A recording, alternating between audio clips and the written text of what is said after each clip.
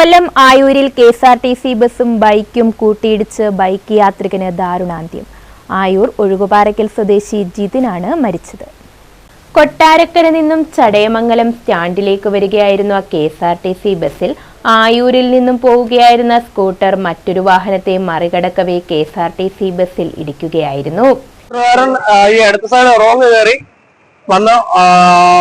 നല്ല സ്പീഡിനാണ് വന്ന് പുള്ളി ബ്രേക്ക് ഒന്നും ചെയ്തില്ല. നേരെ വന്ന് വണ്ടിയുടെ അടുത്ത സൈഡ് സൈഡിട്ട് വന്ന് ഇടിച്ചങ്ങ് അകത്തോട്ട് കയറിപ്പോയി. ഇടിയുടെ ആഘാതത്തിൽ സ്കൂട്ടർ യാത്രികനായ ആയൂർ ഒഴുകുപാറയ്ക്കൽ സ്വദേശി ജിതിൻ സംഭവസ്ഥലത്ത് വെച്ച് തന്നെ മരണപ്പെട്ടു. മരിച്ച ജിതിൻ ടാപ്പിംഗ് തൊഴിലാളിയാണ്.